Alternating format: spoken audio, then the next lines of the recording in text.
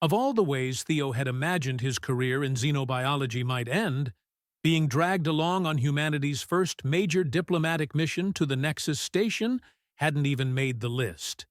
Yet here he was, clutching a datapad full of hastily compiled notes about alien behavioral patterns, watching Ambassador Knox practice his diplomatic smile in the shuttle's reflective surfaces for the 100th time. Before we begin, YouTube shows me that 93% of you haven't subscribed yet. Subscribing is free, it really supports our community, and I'd love for you to be part of it. Also, drop a comment and let me know where you're watching from. "Remember, Theo," Knox said, adjusting his perfectly pressed uniform for what had to be the 20th time in the past hour. "We're here to prove that humanity isn't just a bunch of aggressive predators stumbling around the galaxy. We're civilized. We're reasonable. We're desperate to be accepted by beings who think we're one step above feral animals," Theo suggested, not looking up from his notes. Knox's diplomatic smile faltered for exactly 2 seconds before snapping back into place. "We're ambassadors of peace and understanding." Right. Peace and understanding. Because nothing said peaceful, quite like bringing along a xenobiologist specifically trained in handling aggressive wildlife behavior. But what did Theo know? He was just the guy they'd pulled from his quiet research station because someone in the diplomatic corps had decided they needed a cultural understanding specialist on the team. The Nexus station loomed ahead of them through the shuttle's viewport, a massive structure that looked like someone had decided to build a city inside a crystal flower. Thousands of ships from dozens of species docked at its gleaming spires, and Theo had to admit it was impressive. The kind of impressive that made you realize just how small humanity really was in the grand scheme of things. "Look at that," Knox breathed, pressing his face against the viewport like a kid at an aquarium. The pinnacle of galactic civilization, the seat of the Hegemony Council. Today, we take our place among the stars. Theo glanced at the station's imposing beauty and felt something that was definitely not wonder. Call it intuition. Call it years of dealing with predators, both human and otherwise. But something about all that gleaming perfection set his teeth on edge. In his experience, anything that looked too perfect usually had some very sharp teeth hidden underneath. Their shuttle docked with barely a whisper, artificial gravity seamlessly taking over as they stepped into an airlock that was larger than most buildings back on Earth.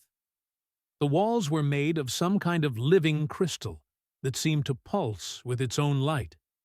And Theo found himself wondering if the entire station was some kind of organism. His xenobiology training kicked in automatically. Bioluminescent structures, adaptive architecture, probably some form of collective consciousness managing the systems. "Stop cataloging everything like it's a specimen," Knox hissed under his breath. "Try to look impressed, but not overwhelmed." "I am impressed," Theo replied. "I'm also wondering what happens to species that don't meet their standards of civilization." Knox shot him a warning look, but before he could respond, the inner airlock doors opened with a sound like wind chimes made of starlight. The delegation that greeted them was, well, calling them beautiful would be like calling a supernova bright. The Rithari were tall, elegant beings that looked like someone had carved the concept of grace itself out of living crystal and given it the ability to move. Their leader, who introduced himself as Counselor Shandok, had features that seemed to shift subtly in the light, as if his face was made of liquid mercury given form. "Welcome, representatives of humanity," Shandok said, his voice carrying harmonics that made Theo's bones resonate. "We are curious to meet the species that has caused such interesting ripples throughout our peaceful galaxy." Interesting ripples. That was one way to put it. Theo had read the reports. Human merchants getting into fights over trade disputes, human colonists refusing to abandon planets the hegemony had marked for conservation, human explorers asking uncomfortable questions about what had happened to other uplifted species who seemed to have lost most of their original culture in the process. "We're honored by your invitation," Knox replied, deploying his diplomatic smile at full power. "Humanity is eager to learn from the wisdom of the Hegemony Council and to prove that we can be valuable members of the galactic community." The way Shandok's crystalline features shifted might have been a smile, or it might have been the expression a cat makes when it's deciding whether that moving thing is worth pouncing on. They were escorted through corridors that were less like hallways and more like art installations, past viewing galleries where beings from a dozen different species watched the human delegation with the kind of interest usually reserved for zoo exhibits. Theo tried not to think about the fact that several of them were taking pictures. The formal introduction ceremony was held in what the Rithari called the Harmony Chamber, a massive crystalline dome where representatives from the major hegemony species sat in a perfect circle around a raised platform. It was all very impressive, all very civilized, and all very clearly designed to make the people standing in the center feel like they were on trial. Knox launched into his prepared speech about humanity's commitment to peace, cooperation, and learning from their galactic neighbors. It was a good speech, full of the kind of diplomatic language that managed to say absolutely nothing while sounding deeply meaningful. Theo found himself studying the assembled delegates instead, his trained eye picking up details that the diplomatic briefings had missed. The way the Velixian representatives kept their hands folded in their laps, claws carefully hidden. The subtle tension in the Gorthak delegates' posture, as if they were ready to bolt at the first sign of trouble. The fact that everyone seemed to be sitting just a little bit farther from the platform than strictly necessary. They were afraid. All of them. These supposedly advanced, civilized beings were afraid of two humans who'd come here specifically to talk about peace. That's when the screaming started. It wasn't loud, not at first, just a high-pitched keening sound that seemed to come from somewhere in the upper levels of the chamber. But it cut through Knox's diplomatic platitudes like a laser through tissue paper, and suddenly every delegate in the room was on their feet, looking around with expressions that ranged from concern to outright panic. "What is that?" Knox demanded, his diplomatic composure cracking around the edges. "A youngster," Shandok said, his harmonious voice taking on an edge that sounded like breaking glass. "One of the Kethran offspring must have wandered away from their guardian. Security will handle it." But the screaming was getting closer, and now Theo could hear the sound of claws on crystal, the distinctive scratch and scramble of something small and terrified trying to find purchase on surfaces that weren't meant for climbing. His xenobiology training kicked in automatically. Juvenile distress calls, panic responses, fight-or-flight reflexes in overdrive. The creature that burst through the chamber's main entrance was small, maybe the size of a house cat, with midnight blue fur that sparked with bioluminescent patches and eyes like liquid gold. It was also clearly terrified, injured, and ready to take on anything that looked at it wrong. Blood matted the fur on one side of its head, and it moved with the distinctive limp of something that had taken a nasty fall. The assembled delegates immediately backed away from the small creature as if it were carrying a plague. Several of the more delicate species actually climbed onto their chairs, and Theo heard someone calling for the security drones. "Contain the animal," Shandok ordered, his voice carrying the kind of authority that moved mountains. "Remove it from the ceremony area immediately." The little creature, Theo's mind automatically catalogued it as definitely Kethran, definitely juvenile, definitely scared out of its mind, backed against one of the crystalline pillars and bared tiny fangs that looked sharp enough to cut diamond. Its fur sparked brighter, bioluminescent patches flaring in what was clearly a threat display. "Sir," one of the security officers said, approaching cautiously with what looked like some kind of energy net. "The creature appears to be in distress. Should we use the restraint protocols?" "Just get it out of here," Knox hissed under his breath to Theo. "This is exactly the kind of thing that makes us look primitive." Theo watched the scene unfold with growing irritation. Here they were, supposedly the most advanced civilizations in the galaxy, and their solution to a scared, injured child was to call in the riot squad. The E8 little Catherine was clearly in pain, clearly lost, and clearly desperate for help. But everyone seemed more concerned about maintaining the dignity of their precious ceremony than actually helping. "Perhaps," Shandok said, his crystal features shifting into what might have been disapproval. "This incident demonstrates why certain species require more guidance before they can truly integrate into civilized society. The Kethrans, despite our efforts to help them adapt, still struggle with controlling their more primitive impulses." The security officer was getting closer to the terrified cub, energy net crackling with power. The little creature's golden eyes darted around the room, looking for escape routes that didn't exist. Its bioluminescent patches were flaring so brightly now that they left after-images on Theo's retinas. That's when Theo made a decision that would probably end his diplomatic career before it had really started.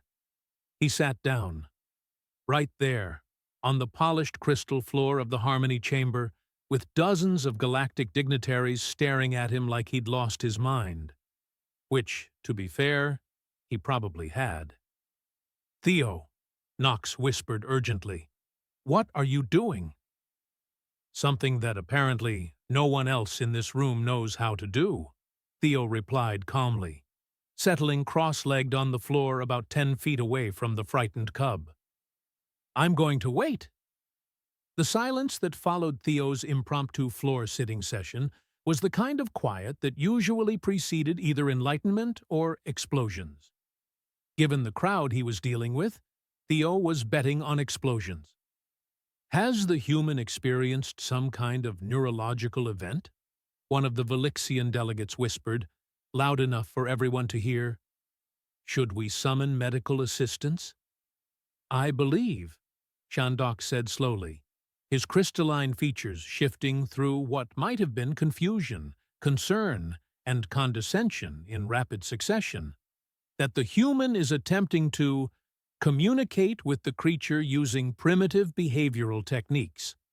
"Primitive behavioral techniques?" "Right, because sitting down and not acting like a threat was apparently beyond the comprehension of beings who could fold space-time like origami, but couldn't figure out how to calm down a scared kid." Theo ignored the commentary from the peanut gallery and focused on the little Catherine, who had stopped its threat display and was now watching him with those liquid gold eyes. The cub's bioluminescent patches were still flaring, but not as frantically as before. Progress. "Theo," Knox hissed under his breath, his diplomatic smile now looking more like a rictus of barely controlled panic. "Get up. You're embarrassing the entire human race." "The human race will survive the embarrassment," Theo replied quietly, keeping his voice low and steady.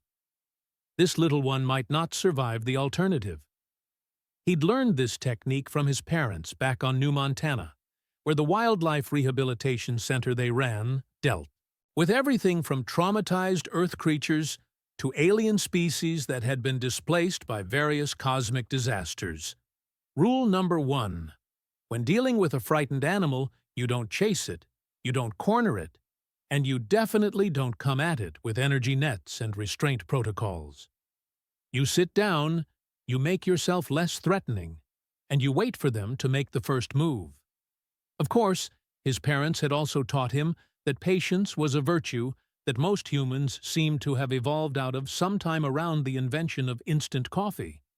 But growing up on a frontier world where the local wildlife could kill you in 17 different ways before lunch had taught Theo that sometimes the best action was no action at all.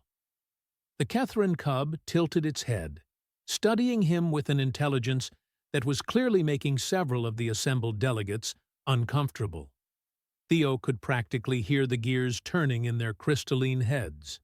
If the creature was this smart, why was everyone treating it like a mindless animal?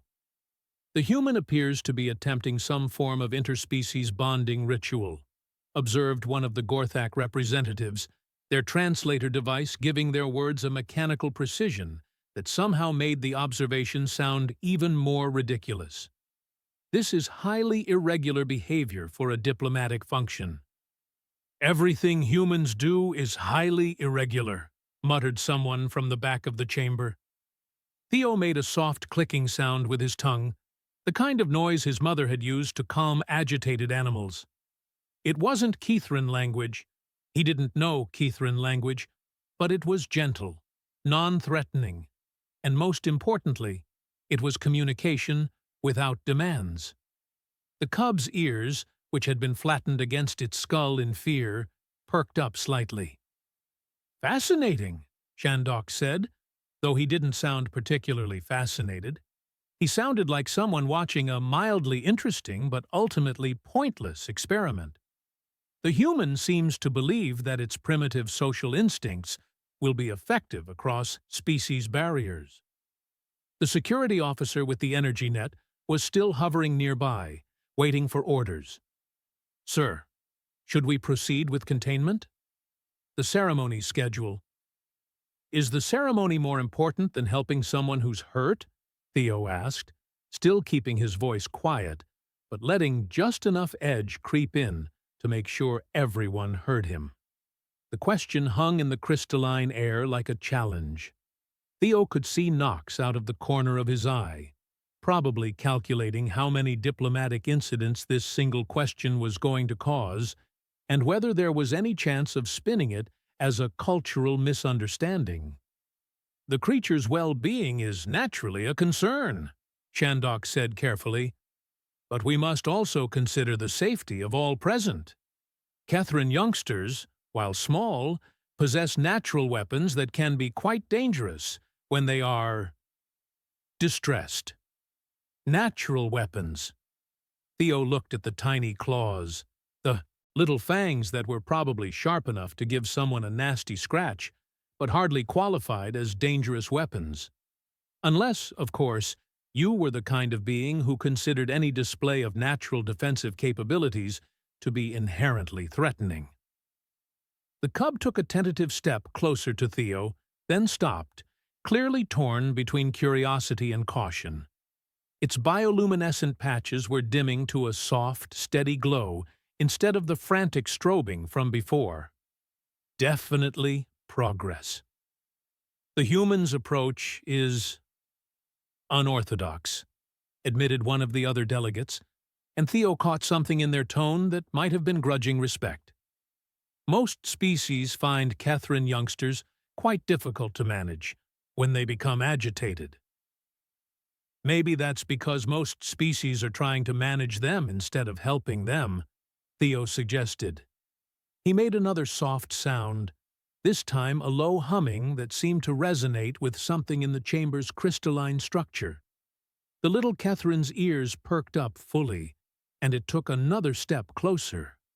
The blood on its fur was already clotting.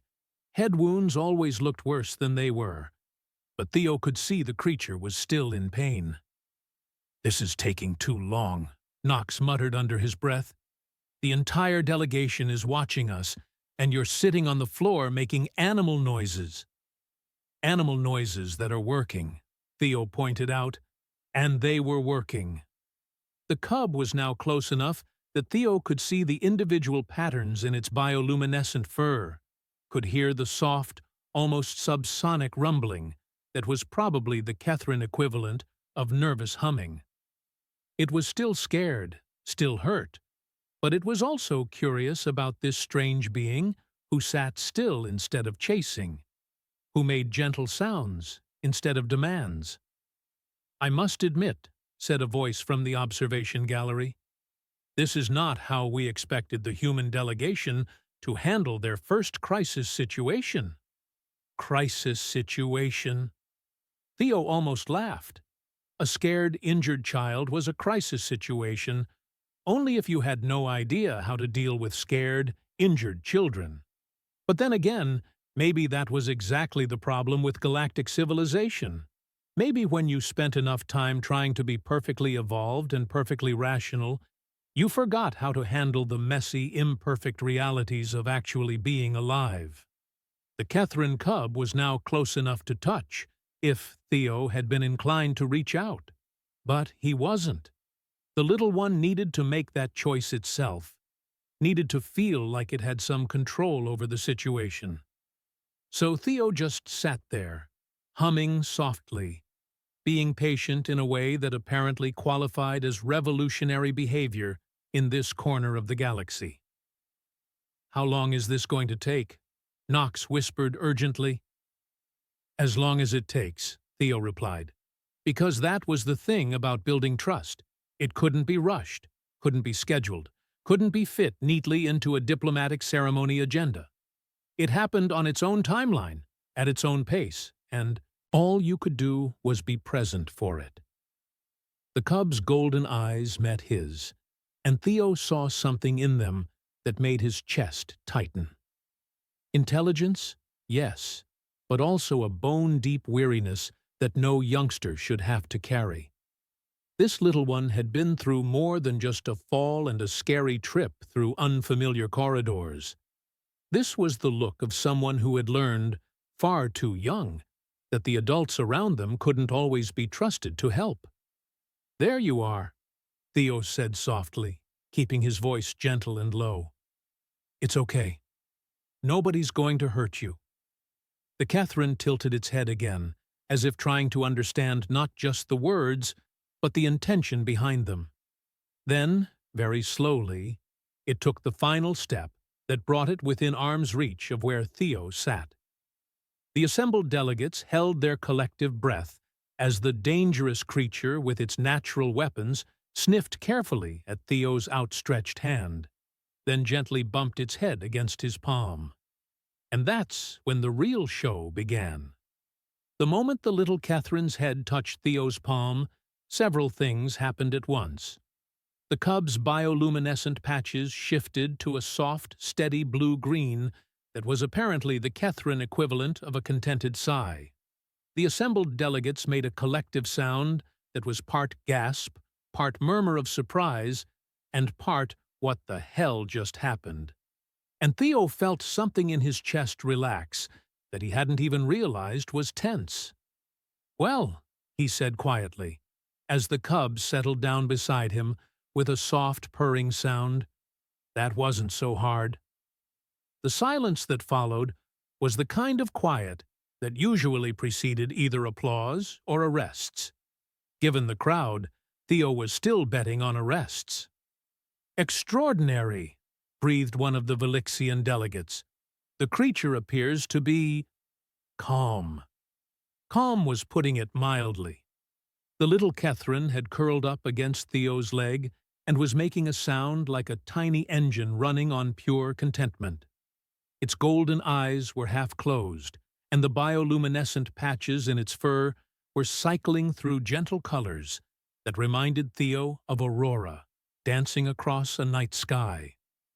"This is most irregular," Shandok said, though his crystal features had shifted into something that might have been fascination. Catherine youngsters are notoriously difficult to manage when they become distressed. Our behavioral specialists typically require specialized equipment and considerable time to achieve such results. Specialized equipment.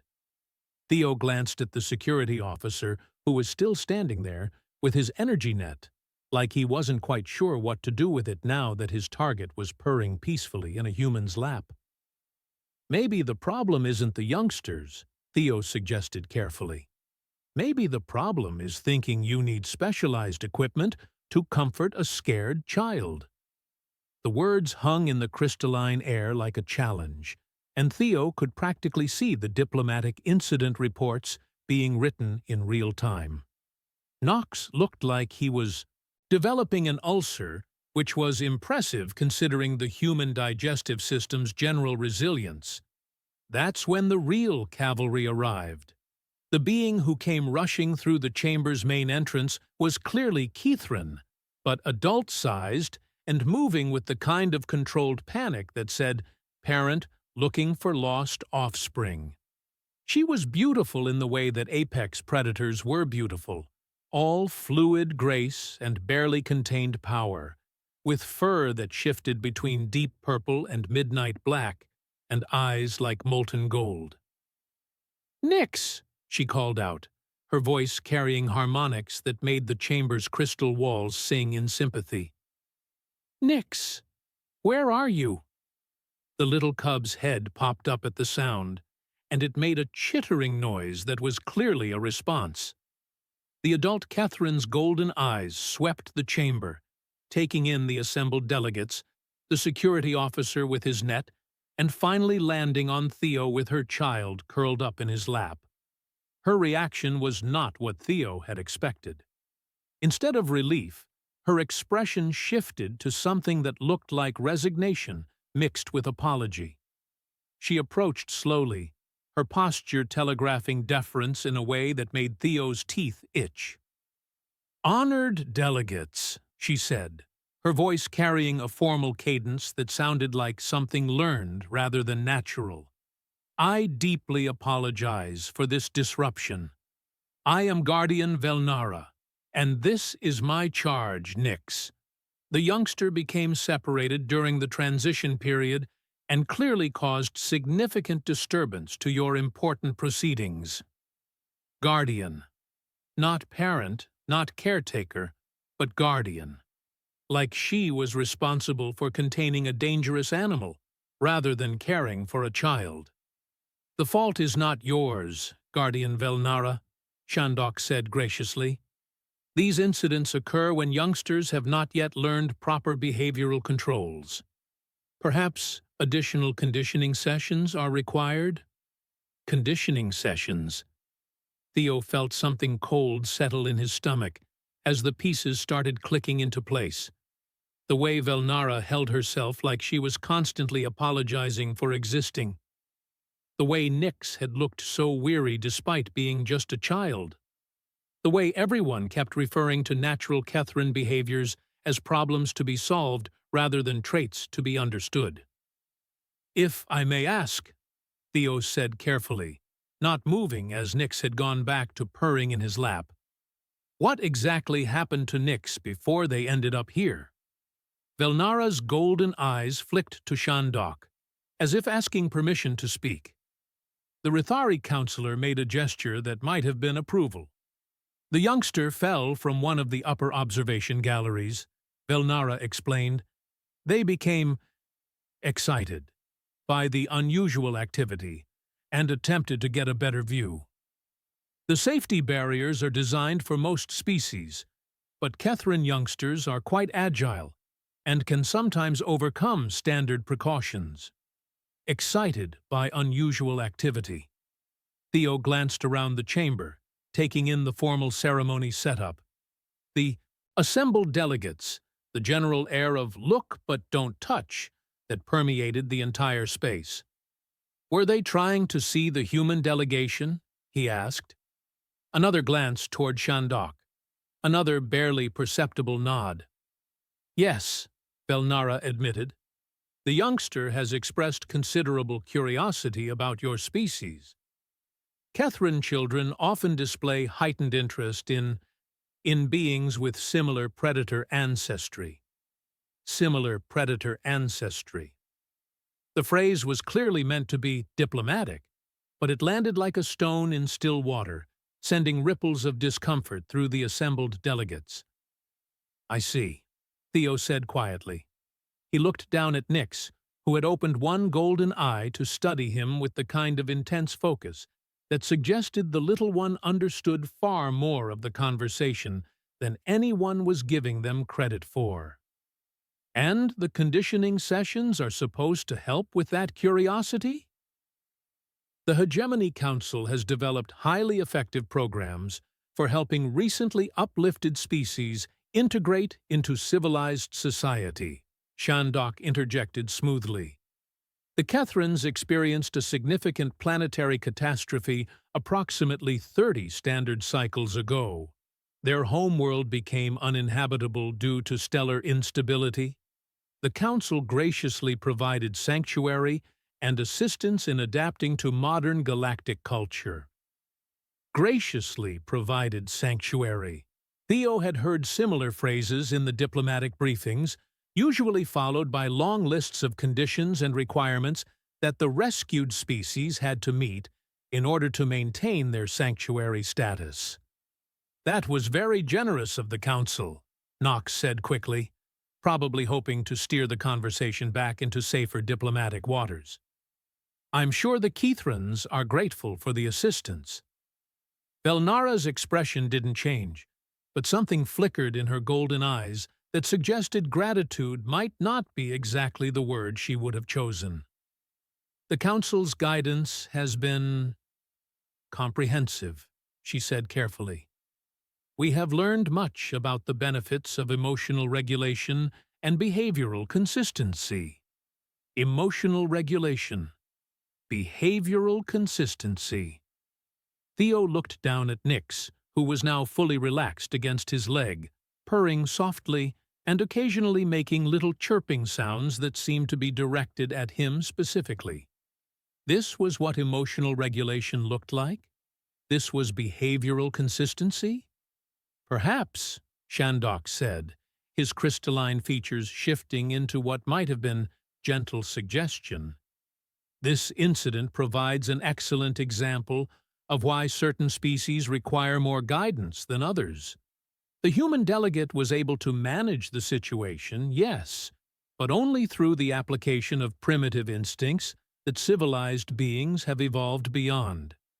It demonstrates both the potential usefulness and the inherent limitations of species that have not yet achieved full evolutionary maturity. And there it was, the heart of the matter, wrapped up in diplomatic language, but unmistakable in its implications. Humans were useful for dealing with primitive problems that civilized species couldn't handle, but that same usefulness was evidence of their fundamental unsuitability for truly advanced society. Knox was nodding along, probably thinking this was exactly the kind of reasonable compromise that would get humanity a seat at the galactic table. Theo, on the other hand, was thinking about scared children being subjected to conditioning sessions and wondering exactly what the Hegemony Council's idea of civilized behavior really looked like. That's an interesting perspective, he said, keeping his voice neutral, while Nyx made another chirping sound and settled more firmly against his leg. Though I have to wonder, if emotional regulation and behavioral consistency are so important, why is everyone in this room so bad at them? The silence that followed was the kind of quiet that preceded not just diplomatic incidents, but the kind of diplomatic incidents that got mentioned in history books. Knox's face went through several interesting color changes before settling on a pale green that suggested his diplomatic training had not covered what to do when your cultural expert decides to poke the galactic superpower with a stick. Shandok's crystalline features shifted through what might have been surprise, consideration, and something that looked almost like respect before settling back into diplomatic neutrality. I'm afraid I don't understand your meaning, he said, though his tone suggested he understood perfectly. Theo looked around the chamber, taking in the delegates who were still keeping their distance from a purring child, the security officer who was still holding his energy net, like it was somehow relevant to the situation, and the general air of barely controlled panic that seemed to permeate the entire assembly. "Well," he said, reaching down to gently scratch behind Nix's ears, "for a bunch of emotionally regulated, behaviorally consistent beings, you all seemed pretty rattled by one scared kid. And that's when Guardian Velnara did something that changed everything." She smiled. Velnara's smile was not the polite diplomatic expression that Theo had been seeing all day from the various delegates. This was something entirely different. Sharp, genuine, and carrying just enough predatory satisfaction to remind everyone in the chamber that the Kethrins might have agreed to play nice, but they hadn't forgotten what they were underneath all that behavioral conditioning. "You know," she said, her voice carrying a warmth that hadn't been there during her formal apologies, "in 30 cycles of living among the hegemony species, you are the first being to point out that particular inconsistency." Shandok's crystalline features shifted through several configurations that suggested he was recalculating something fundamental about the conversation. "Guardian Velnara, perhaps it would be best if I continued to apologize for my charge's natural behavior while pretending not to notice that none of the civilized species in this room knew how to help a frightened child?"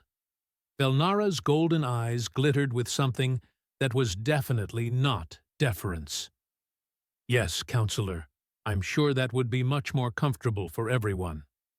Nox made a strangled sound that might have been an attempt to salvage the diplomatic situation, but Theo was too busy processing what he was seeing to pay attention to his ambassador's panic attack. Because Velnara wasn't the only one whose demeanor had changed.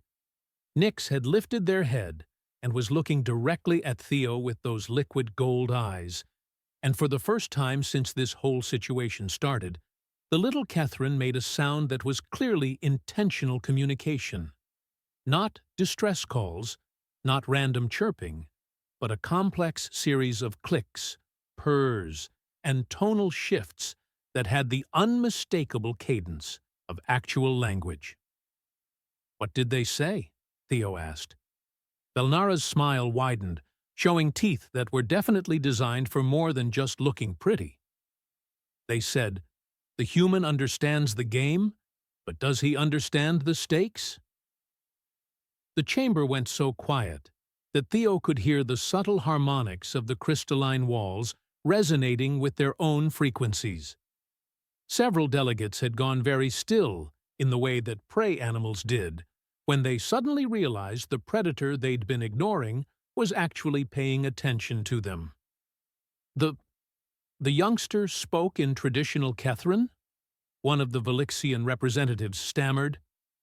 But the behavioral conditioning protocols specifically forbid the use of primitive communication methods in formal settings, Velnara finished. "Yes, we're quite familiar with the protocols. Nyx has been practicing the approved linguistic patterns for 15 cycles now. They're very good at pretending not to understand their own language when it's convenient."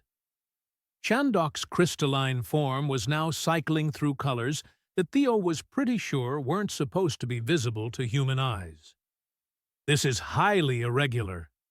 If the youngster has been maintaining traditional linguistic capabilities while pretending otherwise, then they're demonstrating exactly the kind of adaptive intelligence that you've been trying to condition out of them," Theo said quietly, still not moving as Nyx had settled back into their comfortable position against his leg. "The question is, why?" Nyx made another series of sounds, this time shorter and carrying what sounded like urgency. Velnara's expression shifted from amused satisfaction to something much more serious. "What now?" Theo asked. "They say the station's environmental systems have been fluctuating in the northern habitat sectors. The air circulation patterns changed this morning, and there's something wrong with the water reclamation in Section 15. The silence that followed was the kind of quiet that preceded engineering, disasters, and emergency evacuations. That's impossible, said one of the station technicians, a being that looked like someone had crossed a spider with a computer terminal. Our monitoring systems would have detected any environmental irregularities immediately. Nix made a sound that was clearly the Catherine equivalent of a snort, then launched into what was obviously a detailed technical explanation. Velnara listened carefully, her expression growing more concerned by the second.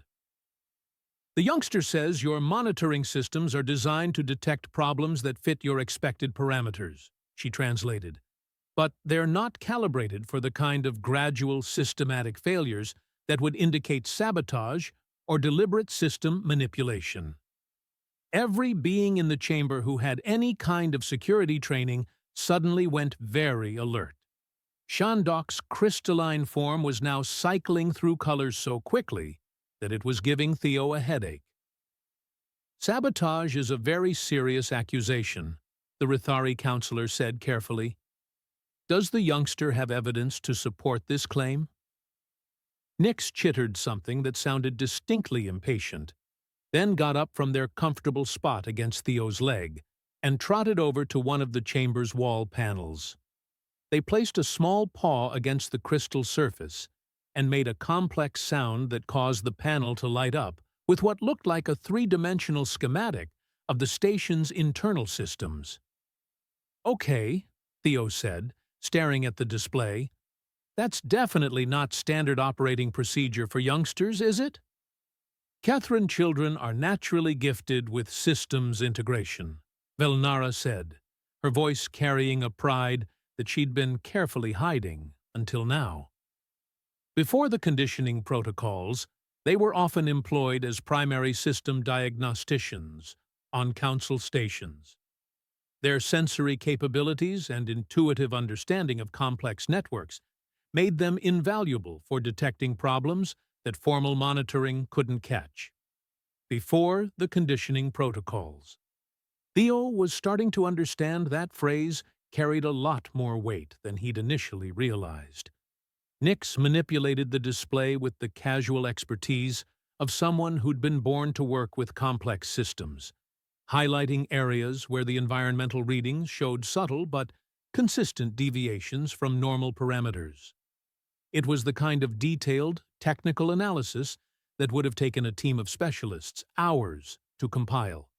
And this kid had been tracking it all morning, while everyone else was focused on diplomatic ceremonies. "This is remarkable," breathed the spider computer technician. "The pattern analysis is flawless. But how did the youngster access this level of system data?" Nix made another sound, this one carrying what was unmistakably amusement.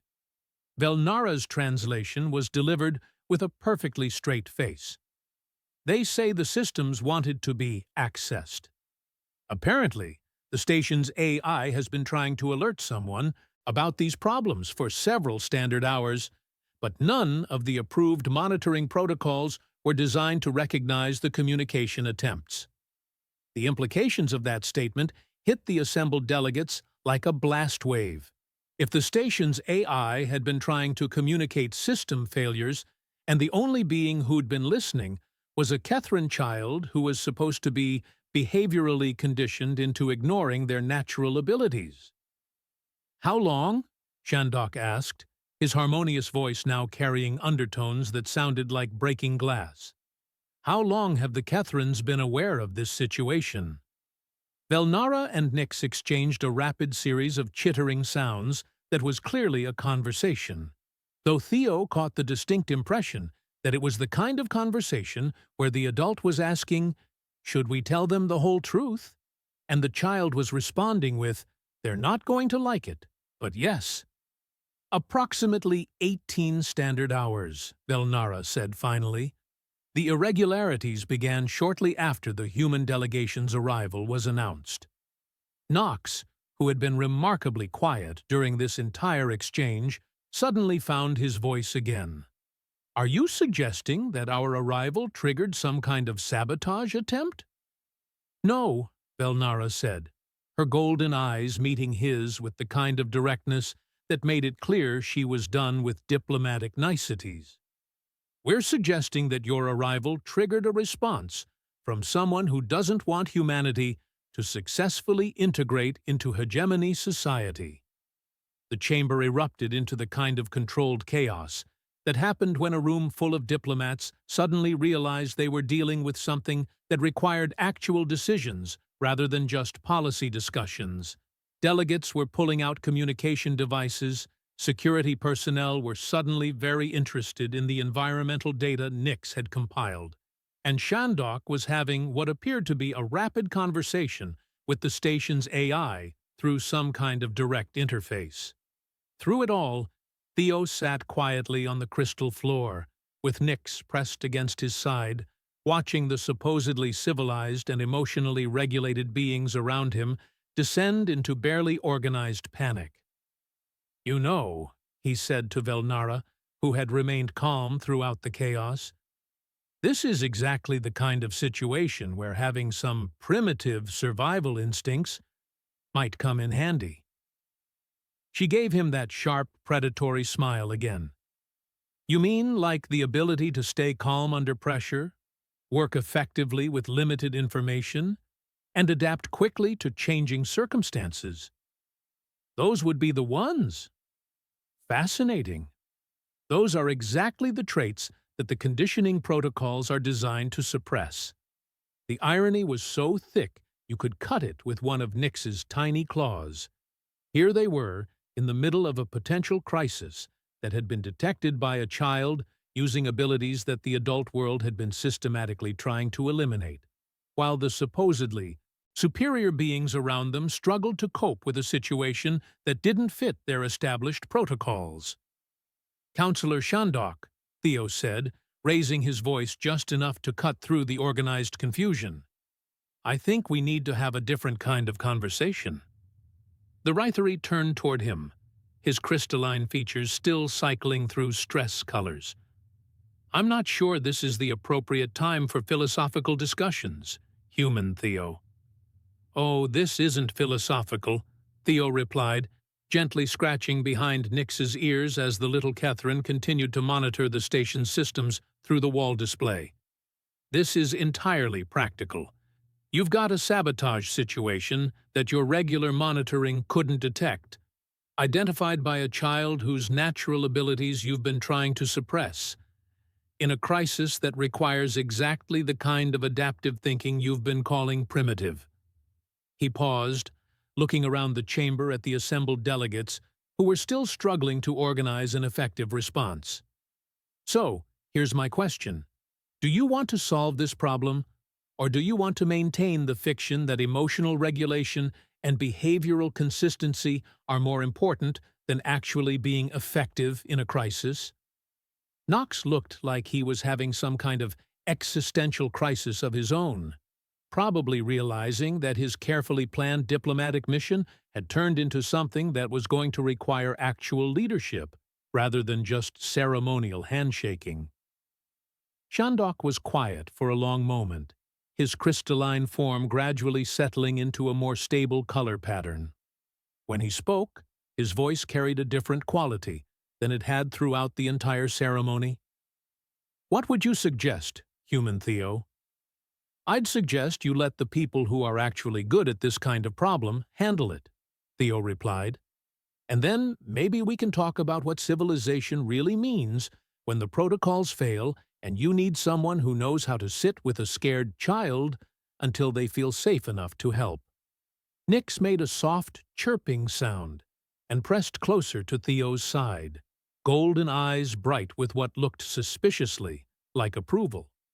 Around them, the most advanced civilizations in the galaxy were slowly coming to terms with the fact that sometimes the best response to superior technology and sophisticated protocols was a human sitting patiently on the floor, waiting for trust to develop at its own pace.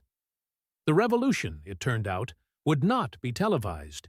It would be purring softly in someone's lap, while the grown-ups figured out that they'd been asking all the wrong questions. And somewhere in the station's environmental systems, The saboteur responsible for the crisis was probably discovering that their carefully planned disruption had been detected not by advanced monitoring protocols or sophisticated security systems, but by a child who'd been paying attention when the adults were too busy being civilized to listen. The galaxy, Theo reflected, as emergency response teams finally began implementing Nix's system analysis, was about to get a lot more interesting.